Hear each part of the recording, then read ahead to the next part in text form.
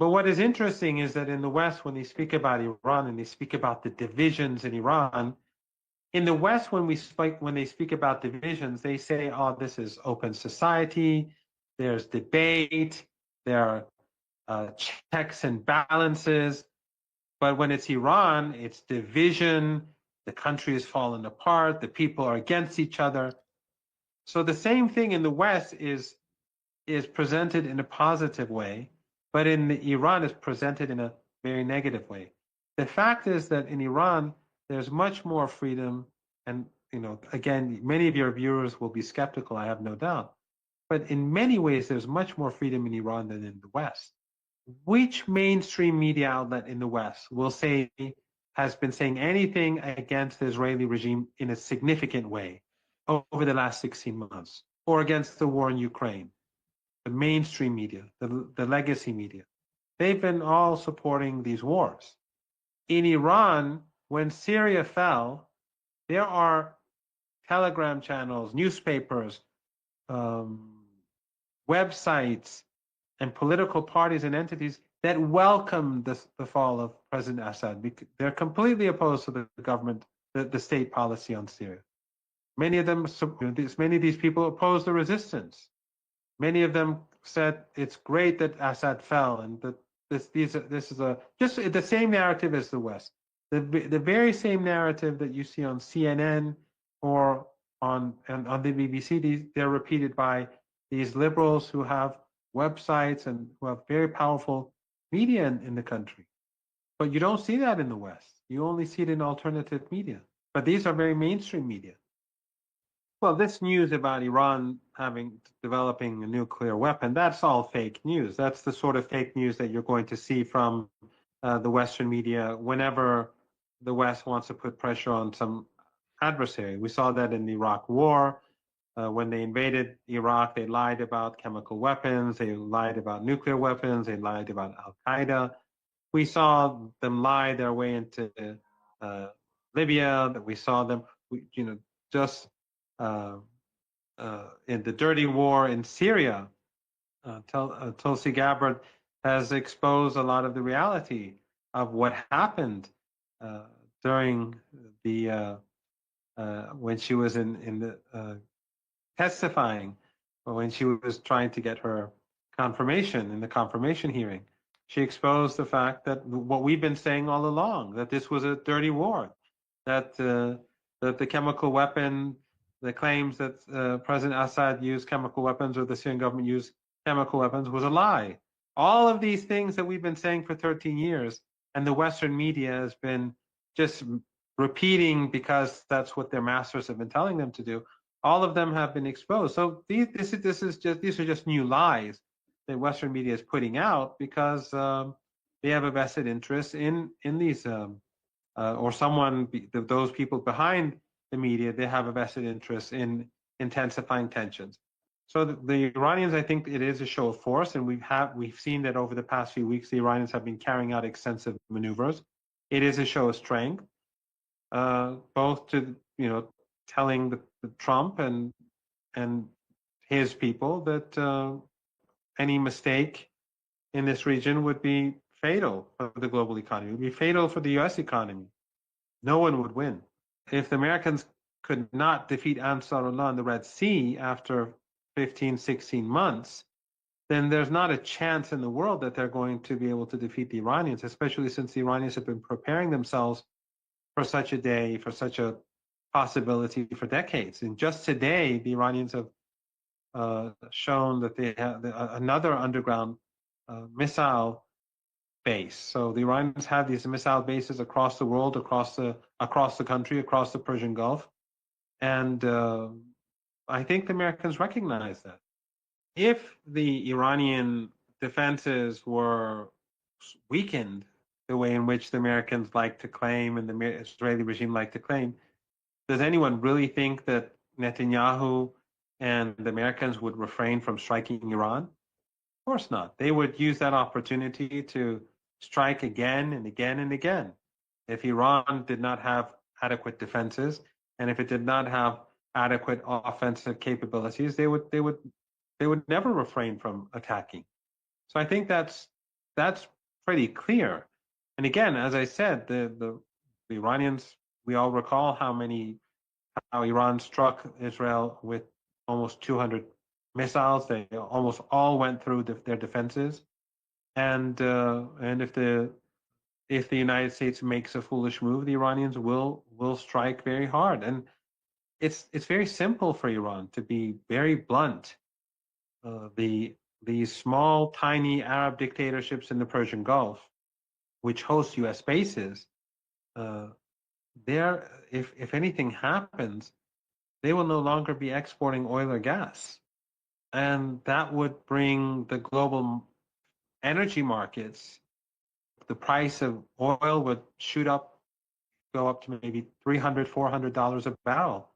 That would lead to a global economic depression. And so all of those oil and gas facilities in the Persian Gulf, all of those tankers are easily destroyed. It's a very small. If anyone looks at the Persian Gulf, it's narrow and long, and so everything is very vulnerable. Well, if we go back to 2015 during the nuclear negotiations, even though I believe that the nuclear deal was pretty flawed, and that it could have been better negotiated, and that the Rouhani administration put the negotiators in a very bad position for a host of reasons which I don't want to get into right now. But even back then, when Iran was weaker than today and the United States was stronger, the United States and Iran, when they signed the deal, it had nothing to do with Iran, the axis of resistance. Iran's support for Hezbollah had nothing to do with the deal. Iran's support for the Popular Mobilization Forces in Iraq had nothing to do with the nuclear deal. Iran's support for Ansarullah, or what the West likes to call the Houthis in Yemen and the Yemeni government, was not a part of any deal.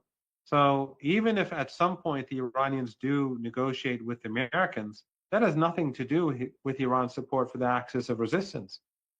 If Iran wanted a nuclear weapon, Iran would have had it a long time ago. Iran is today, thanks to Trump, one of the 10 most advanced countries in nuclear energy, one of the 10 most advanced countries in the world.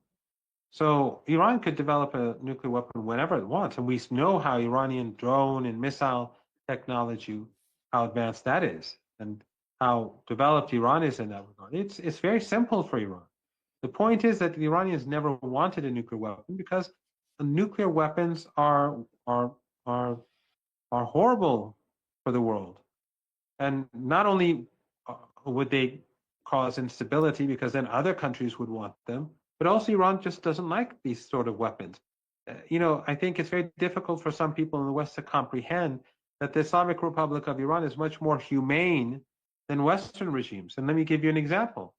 During the 1980s, when the West was giving Saddam Hussein chemical weapons to use against Iran, and I survived two chemical attacks, one mustard gas attack in 1988 and one nerve agent in 1984 during the Khaybar operation. The Iranian commanders and leaders went to the leader back then and said we should develop chemical weapons, just like Saddam Hussein. And he said no. He said no, we are not going to develop and use chemical weapons. So Iran paid a price. And Western countries not only gave Saddam Hussein chemical weapons, they banned Iran, they prevented other countries from selling Iran gas masks. They prevented Iran from obtaining the materials to defend themselves from chemical weapons. That is how Western regimes behave. And that's how Iran behaved. And today, those same regimes are supporting genocide in Gaza, and Iran is the lone country, alongside Yemen, of course, that is standing against the genocide. Well, the Iranian nuclear program, the peaceful nuclear program, is very well protected because the United States is a lawless regime, because the Europeans are lawless regimes. They've constantly threatened Iran with military strikes over the years. All options are on the table. The West can threaten countries whenever they like, because for them, international law means nothing. For them, the international law is for the others. It's for the non-Western governments. They have to abide by commitments. They have to abide by the international law. The nuclear deal with Iran was a good example. Obama, from day one, began to violate the deal, but the Iranians were forced to abide by their commitments. Of course, in future, that's not going to happen. Iran won't accept that sort of deal. But the point is that the West sees itself as above the law. They see themselves as exceptional.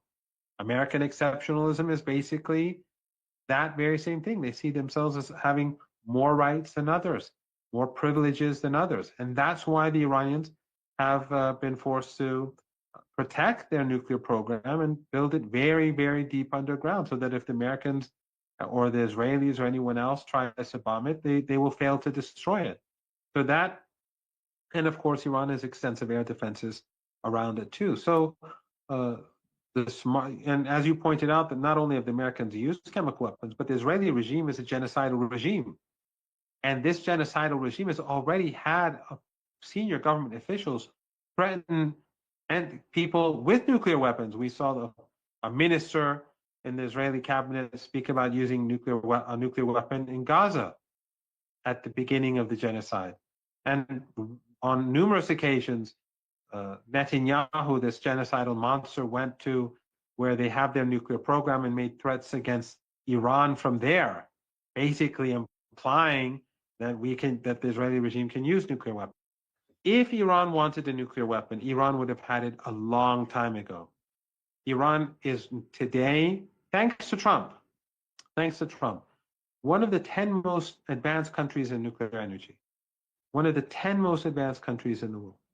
So Iran could develop a nuclear weapon whenever it wants, and we know how Iranian drone and missile technology, how advanced that is, and how developed Iran is in that regard. It's very simple for Iran. The point is that the Iranians never wanted a nuclear weapon because nuclear weapons are are horrible for the world, and not only would they cause instability because then other countries would want them, but also Iran just doesn't like these sort of weapons. I think it's very difficult for some people in the West to comprehend that the Islamic Republic of Iran is much more humane than Western regimes. And let me give you an example. During the 1980s, when the West was giving Saddam Hussein chemical weapons to use against Iran, and I survived two chemical attacks, one mustard gas attack in 1988 and one nerve agent in 1984 during the Khaybar operation. The Iranian commanders and leaders went to the leader back then and said we should develop chemical weapons, just like Saddam Hussein. And he said no. He said no, we are not going to develop and use chemical weapons. So Iran paid a price. And Western countries not only gave Saddam Hussein chemical weapons, they banned Iran, they prevented other countries from selling Iran gas masks. They prevented Iran from obtaining the materials to defend themselves from chemical weapons. That is how Western regimes behave. And that's how Iran behaved. And today, those same regimes are supporting genocide in Gaza, and Iran is the lone country, alongside Yemen, of course, that is standing against the genocide. So, those people who are making these claims against Iran, I think what they're basically doing is they're trying to whitewash or they're trying to muddy the water so that people don't look at what their own governments have been doing and what the governments that they've been supporting have been doing. They're trying to whitewash these regimes. So Iran will continue. I mean, I don't know if there's going to be negotiations between Iran and the United States. Iran will be much tougher with the United States than it was in 2015 because we saw how the United States violated its commitments back then. And it's not just with Iran. The Minsk Accords is a similar experience. The Americans and the Europeans in general, they are unreliable. We saw how the former German Chancellor Merkel admitted that they had never intended to abide by the Minsk Accords. We saw Hollande say the same thing soon afterwards, and then the former president of Ukraine. This is how the West deals with the rest of the world. So all of these people, all of these governments have been exposed, and people across the region will be more demanding of their governments in the future. This region is not very stable. We have to remember what happened in Tunisia. Some young man in a decade and a half ago protested, set himself alight on the streets in protest, and the government in Egypt collapsed, let alone the government in Tunisia.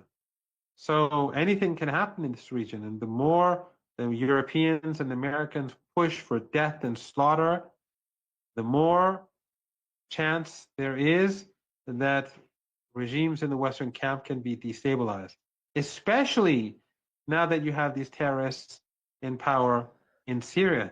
They could also be a factor in creating instability. So you should, these Western regimes should be very careful for what they wish for. So I don't think that the regime will last very long. And the fact is that the United States and the Europeans that have been the real reason why the regime exists, they are on the decline, on the relative decline. Europe is declining much faster than the United States. And the rest of the world, which is very much outraged by these atrocities, they're on the rise. So the Israeli regime, as we've seen over the past 16 months, is completely dependent on the United States and the West. It's not an independent regime. The West has to send weapons 24 hours a day to help it slaughter women and children. Yet it still was unable to win. So the regime has declined. The West is in decline, relative decline. This is not going to end well. And also our regime, our region has regimes that are in the Western camp that are very vulnerable.